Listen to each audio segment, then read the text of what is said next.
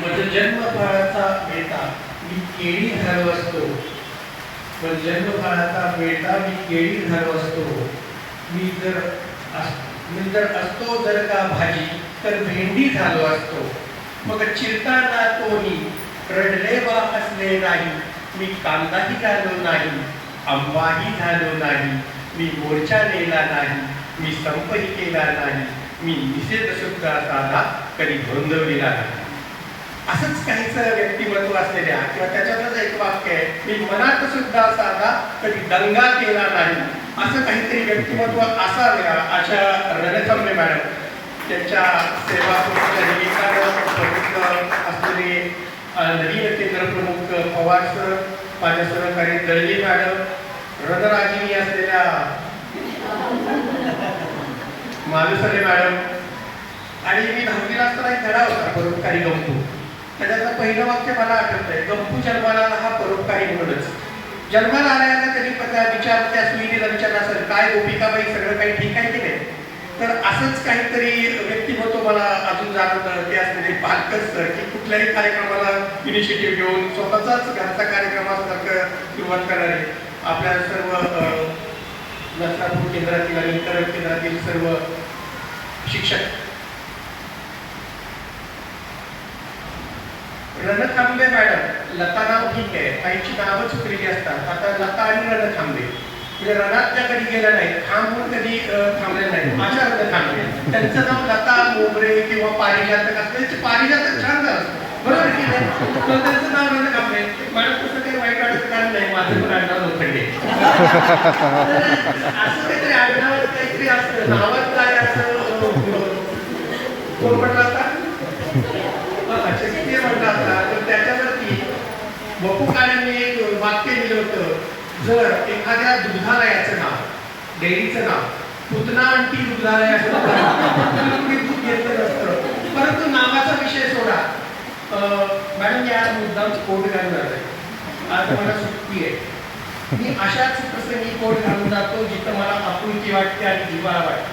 Madam तुम्ही मला कधी फोन केलेला नाही, हा कार्यक्रमाला तुम्ही मला बोलवलेलं नाही, आज माझा सुट्टीचा दिवस आहे, कालपर्यंत मी एका ट्रेनिंग मध्ये होतो, अजूनही चालू होतं, तरी पण मला खात्री आहे की माझ्या शिक्षकांनी जरी मला फोन केला नसला तरी मी यांच्या शाळेमध्ये 2दा व्हिजिट केली आहे आणि मला शिक्षक कळतो एका नजरेतून. कदाचित दुसऱ्या वेळी त्या थोड्याशा उशीर आल्या असतील, मी शेरे पुस्तकामध्ये त्याची नोंद केली असेल, परंतु मला माहिती आहे ती द बेस्ट टीचर, त्या चांगल्या शिक्षिका आहेत हे न सांगता म्हणजे 5 मिनिटं उशीर आल्या म्हणून काही उशिरा पण त्या काहीतरी कारणामुळे आल्या, त्याचं काहीतरी काही नव्हतं, पण मला कळतं कोण चांगले शिक्षक आहे. वर्गात पाऊल ठेवताच कळतं कोण शिक्षक फक्त पुढे करतात, कोण शिक्षक फक्त व्हॉट्सअपवरती संदेश देतात, कोण शिक्षक फक्त नियोजन दाखवतात, कोण शिक्षक प्रत्यक्षात मुलांमध्ये काम करतात, कोण शिक्षक स्कॉलरशिपचं नियोजन दाखवतात, आम्ही हे करतो ते करतो म्हणतात आणि ज्यांची स्कॉलरशिपला मुलं येत नाही ते सगळे शिक्षक मला माहिती आहेत. आणि त्यातल्या त्यात प्रामाणिक शिक्षकांसाठी मी 100% हजर असतो. पवार सरांनी सांगितलं असेल की मी अशा कार्यक्रमाला उपस्थित असतो की ज्या ठिकाणी सेवानिवृत्त ग्रॅज्युएट, मला माहिती आहे की ह्या शिक्षकांनी काय सहन केलं असेल, किती छान विद्यार्थी घडले असतील. साधारणतः इतिहास हा ज्येष्ठ विजेत्यांचा लिहिला जातो, ज्यांनी मारले त्यांचा लिहिला जातो, जे मेले त्यांचा लिहिला जातो. इतिहास अशा कुठल्याही व्यक्तीचा लिहिला जात नाही जे प्रामाणिकपणे याच्यामध्ये लढलेले असतील किंवा प्रामाणिकपणे काम केलेलं आहे. मॅडम इतिहासाच्या सुवर्ण पानावरती तुमचं नाव जरी लिहिलं जाणार नसेल तर मला खात्री आहे तुम्ही जे विद्यार्थी घडले आहेत त्यांच्या मनामध्ये तुमचं नाव 100% सुवर्ण अक्षरात लिहिलेलं आहे. आणि याच कामाला मला माहिती असल्यामुळे मी तुमच्या या कार्यक्रमाला मुद्दाम उपस्थित राहिलो आहे.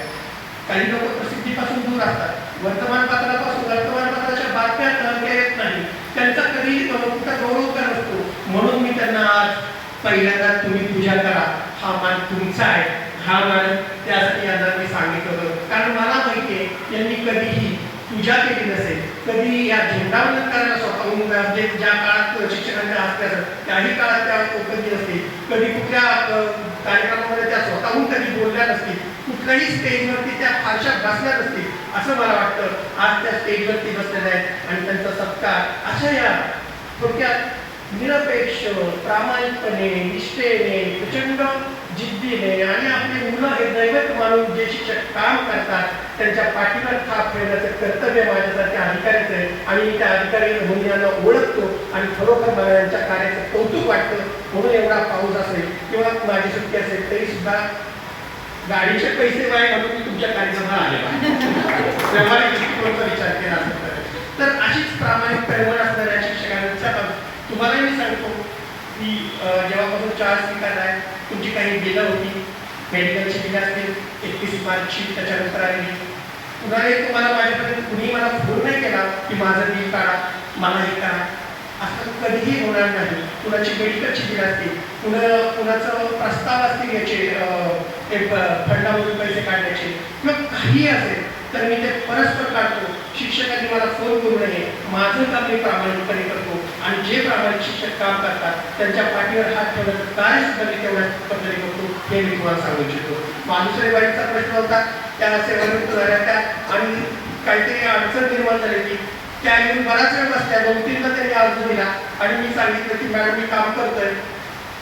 दुसऱ्या दिवशी मला फोन आला, सर माझं काम म्हणजे तुमचं काम मी मार्गस्थ केलेलं आहे, ते कसं यशस्वी करायचं तोही भाग मी पाहतोय, तुम्ही पण त्याच्याकडे लक्ष द्या, आपल्याला मालूसरे मॅडम सगळं व्यवस्थित होणार आहे, चिंता मत करू.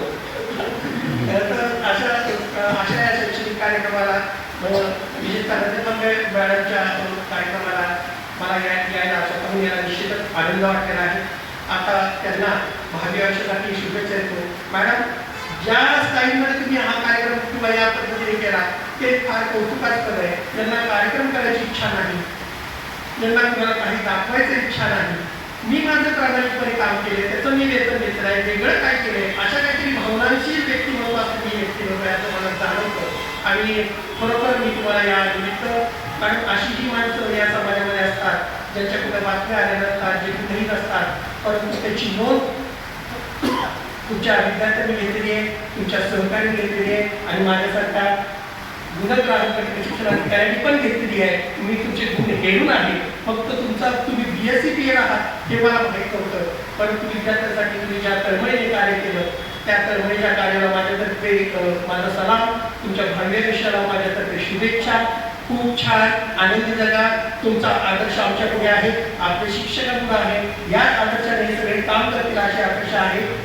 तुम्हाला तुमच्या आयुष्याने शुभेच्छा देतो. दुसरा कार्यक्रम म्हणजे योगेश पवार सरांचं केंद्र प्रमुख पदी नियुक्ती झाली आहे. योगेश पवार सर म्हणजे वर्गातला असा चंचल विद्यार्थी असतो असेल असे आहेत असं मला वाटतं. तर काय कधी एकदा एखादं काम करून टाकू किंवा एखादा आल्यानंतर कधी एकदा पूर्ण करून टाकू अशा त्यांचं काम करतात.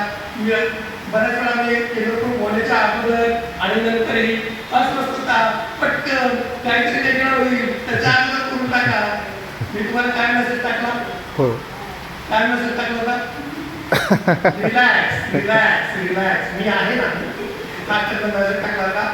गुणवत्तेच्या कामामध्ये मी असणारच आहे. योगेश पवार सर, तुमचंही या निमित्तानं केंद्रामध्ये स्वागत. आमच्या सहकारी गळवी मॅडम अत्यंत सौम्य शांत, ती नंदादीपाची दीप तेवत राहण्याच्या शांततेत काम करणाऱ्या कुठेही त्यांच्या कार्यक्रमाला मला यावंच वाटेल असं वाटतं. कारण 2 केंद्राचा पदभार त्यांनी तेवढ्याच ताकदीने सांभाळला. तर त्याही त्यांनी आता त्यांच्याकडे एकच केंद्र आहे त्या गळवी मॅडम. आणि मी मगाशी म्हटलं की फार थोडा वेळ त्यांच्यासोबत काम करायला मिळालं. अशा मानुसरे मॅडम तुम्ही उगीच सेवानिवृत्ती येते, शासनानं सांगायला पाहिजे की अजून 60 वर्षापर्यंत वाढवा. आपल्या कुटुंबावरती प्रेम करणाऱ्या, आनंदीचा आनंद बघणाऱ्या, सुनेचं कौतुक करणाऱ्या आणि इकडे शिक्षकांशीही गप्पा टप्पा मारून तुम्हाला साड्या देतात, मला किमान कोट तरी देतील या आणि परत एकदा सगळ्यांचं कौतुक करतो आणि जाता काही प्रशासकीय विषयी बोलायचे असतात.